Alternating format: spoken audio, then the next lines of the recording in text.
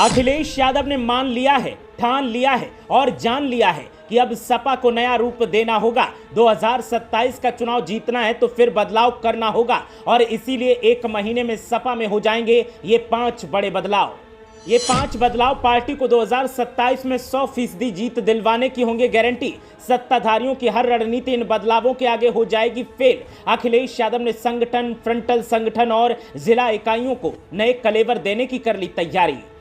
अब इन लोगों की बढ़ेगी भागीदारी जो बनाएंगे जीत की पक्की दावेदारी। अखिलेश यादव के इस दांव से सियासी जानकार भी हक्के बक्के, विरोधी और सत्ताधारियों के छूटे छक्के, साइकिल भरेगी फर्राटे और सियासत में काटेगी धर्राटे। ओम फो।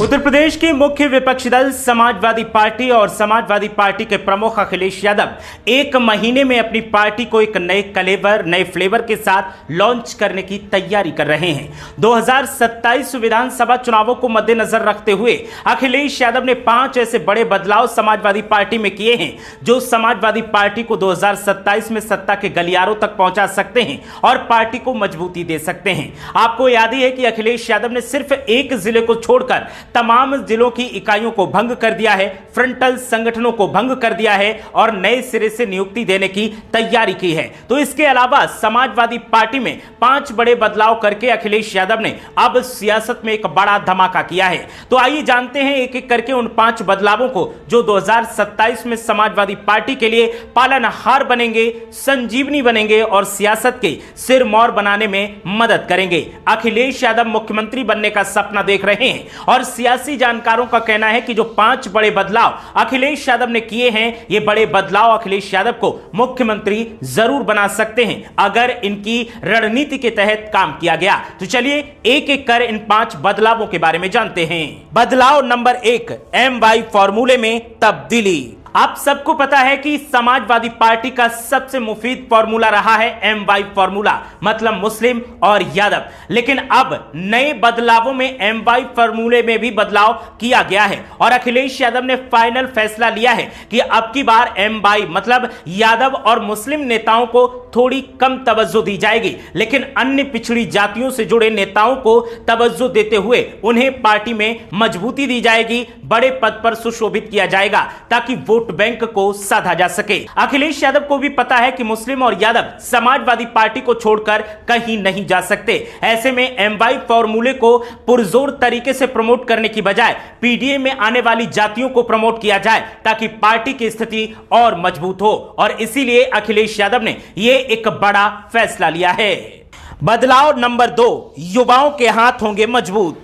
अखिलेश यादव ने फ्रंटल संगठनों को भंग किया है, जिला इकाइयों को भंग किया है और सबको पता है कि युवा जिस दिशा में चल देते हैं उधर ही बदलाव दिखाई देता है। तो ऐसे में समाजवादी पार्टी में युवा ताकत को बढ़ावा देने के लिए अखिलेश यादव ने यह बड़ा बदलाव किया है और युवाओं के हाथ मजबूत करने का फैसला लिया है। अखिलेश यादव 2027 के विधानसभा चुनाव से पहले युवाओं की भागीदारी पार्टी में बढ़ाने पर जोर दे रहे हैं। पार्टी में युवाओं की भागीदारी को बढ़ाने के लिए अखिलेश यादव ने 5 लोकसभा सांसदों को भी अहम जिम्मेदारी सौंपी है और उन्हें साफ निर्देश दिया है कि पार्टी में युवाओं का दबदबा दिखाई देना चाहिए। पुष्पेंद्र सरोज, प्रिया सरोज, इकरा हसन, धर्मेंद्र यादव, आनंद भदौरिया, अक्षय यादव और आदित्य यादव के सहारे युवाओं को पार्टी में जोड़ने के लिए अखिलेश यादव ने अहम जिम्मेदारी दी है और यह दिखाता है कि अखिलेश यादव अब मैच्योरिटी के साथ पार्टी को मजबूती देने की कोशिश कर रहे हैं।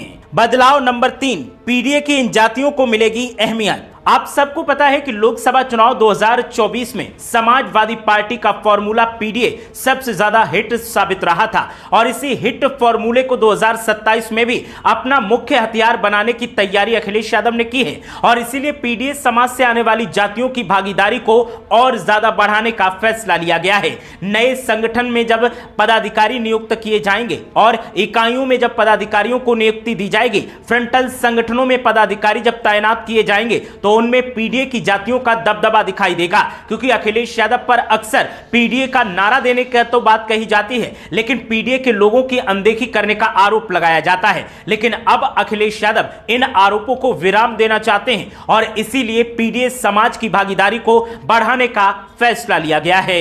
बदलाव नंबर 4, संगठन में समीकरणों के हिसाब से होगी नियुक्ति।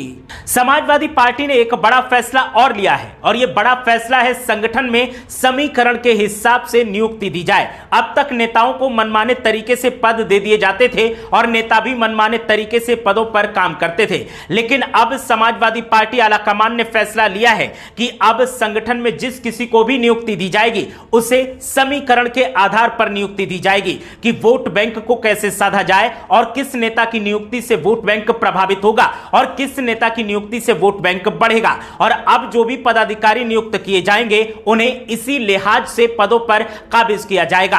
अखिलेश यादव ने तमाम मंथन के बाद यह बड़ा फैसला लिया है और इस बड़े फैसले का स्वागत सभी कर रहे हैं। सियासी जानकारों का भी कहना है कि अखिलेश यादव ने देर से ही सही लेकिन बड़े फैसले लिए हैं और अच्छे फैसले लिए हैं। ये बड़े और अच्छे फैसले आने वाले वक्त में समाजवादी पार्टी की एक बड़ी ताकत बनेंगे। बदलाव नंबर 5, वोट बैंक के आधार पर मिलेगा पद। अखिलेश यादव ने साफ कर दिया है कि वोट बैंक जिस आधार पर बढ़ेगा उसी आधार पर पार्टी में काम किया जाएगा और नेताओं को प्रमुखता दी जाएगी। अब यह नहीं चलेगा कि सिफारिश के आधार पर किसी को भी कोई भी पद थमा दिया जाए और कुर्सी पर बिठा दिया जाए। अखिलेश यादव ने फैसला लिया है कि पार्टी में अब पदों को रेवड़ियों की तरह नहीं बांटा जाएगा।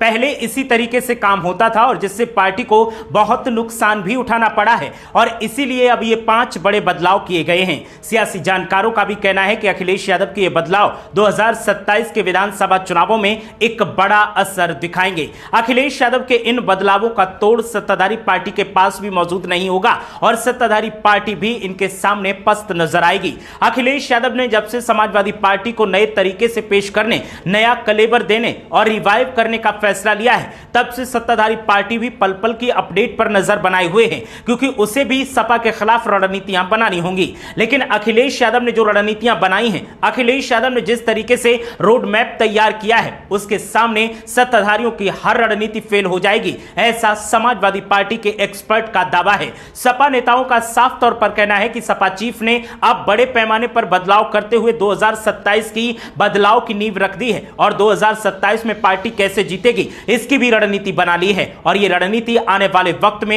एक बड़ा सियासी संकेत दे रही है, एक बड़ा सियासी बदलाव कर सकती है। सियासी जानकारों की भी ऐसी ही राय है। देखना यह है कि अखिलेश यादव ने समाजवादी पार्टी में जो 5 बड़े बदलाव किए हैं, इनका कितना असर सपा की स्थिति पर दिखाई देता है और सपा कैसे सत्ता की सिरमौर बन सकती है।